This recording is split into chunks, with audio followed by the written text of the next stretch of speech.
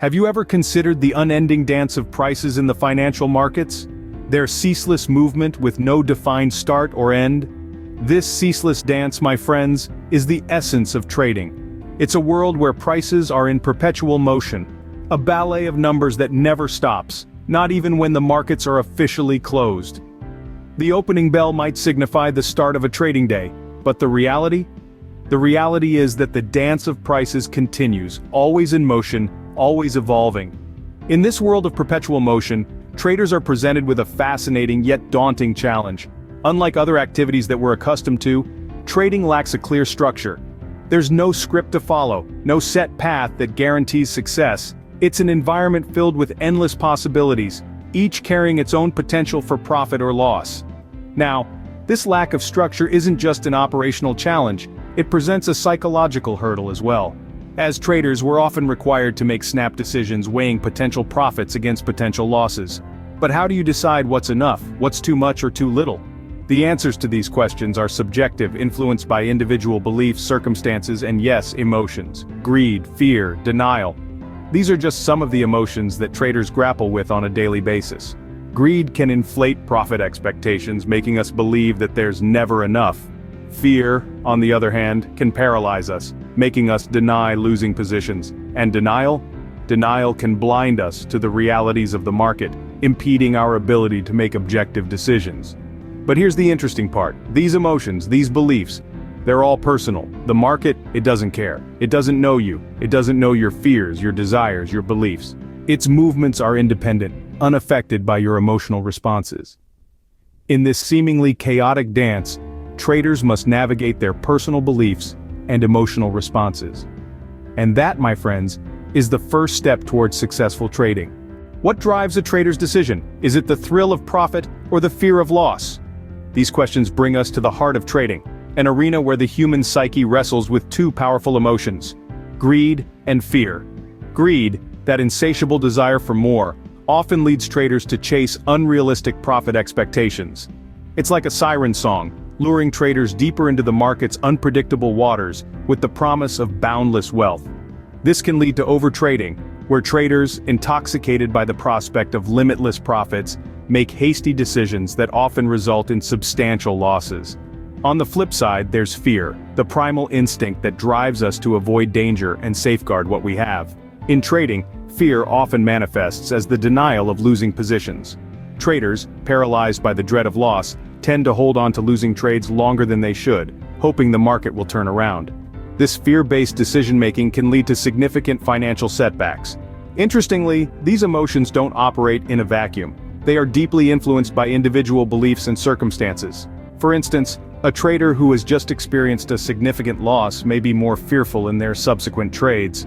Conversely, a trader riding the wave of a successful trade may become overly greedy, believing they've cracked the market's code. These individual experiences shape how traders perceive and react to the market, often leading them to make decisions based on emotions rather than rational analysis. This is particularly evident in volatile markets where the swings between profit and loss can be swift and severe, triggering emotional responses that can cloud judgment. So how does one navigate these stormy seas of greed and fear? The key lies in understanding that these emotions, while powerful, don't have to control your trading decisions. By acknowledging their presence and understanding their influence, traders can learn to make decisions that are not solely driven by greed or fear, but are based on careful analysis and sound strategy. In the world of trading, greed and fear are the two sides of the same coin, constantly influencing decisions. But remember, they are just influences, not dictators. You control your decisions, not your emotions. Do traders see the market as it is, or as they wish it to be? This question brings us to the intriguing concept of confirmation bias, a psychological pitfall that can significantly impact trading decisions.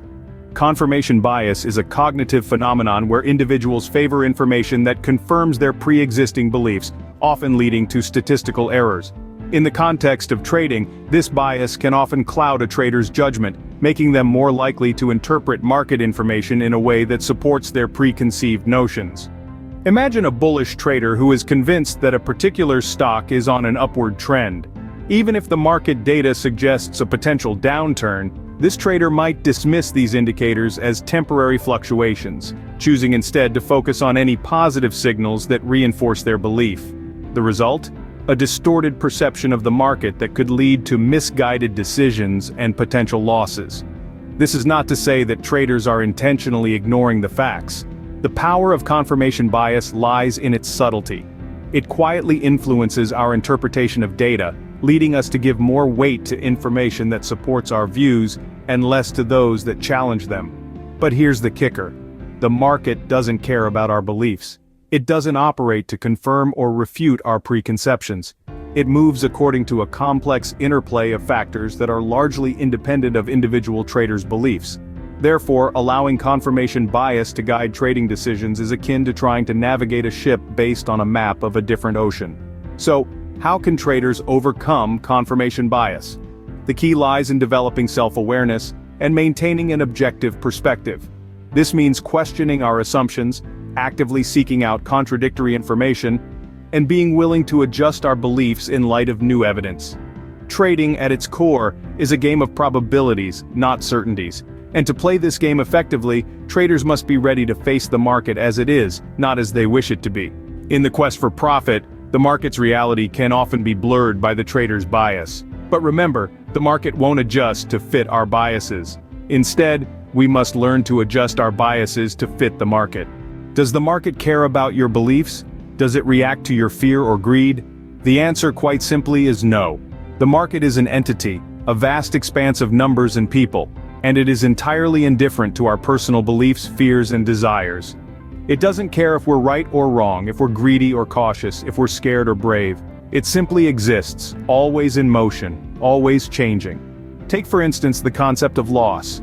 We all have our own ideas about how much loss is acceptable, or what constitutes a bad trade, but the market doesn't know, and it certainly doesn't care. It doesn't adjust its movements to suit our comfort zones.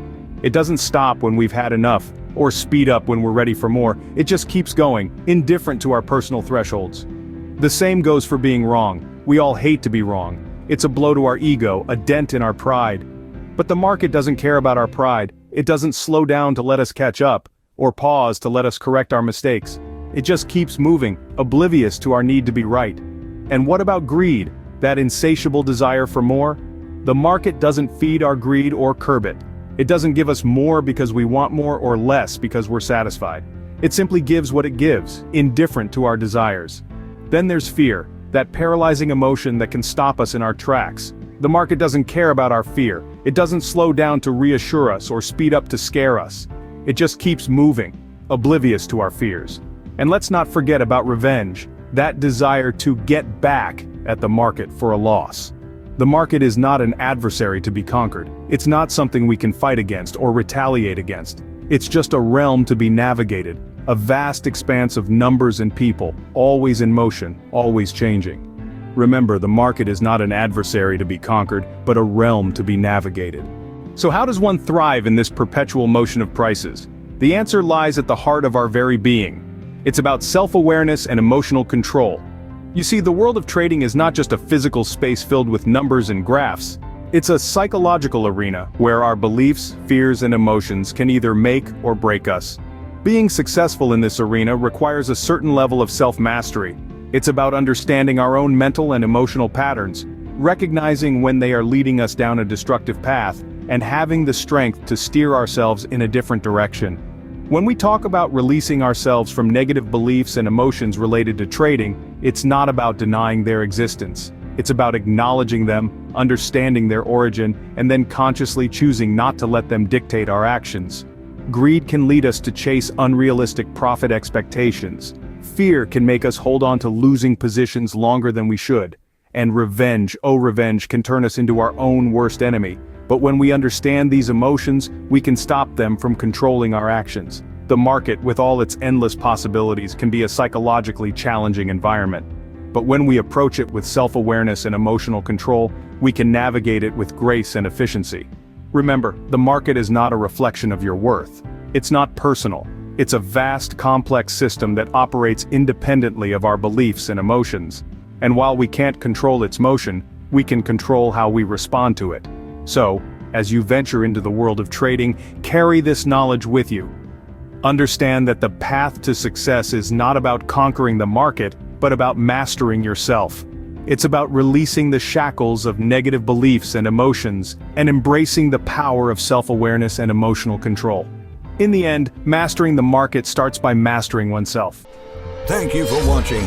Share this with friends and family, and please subscribe.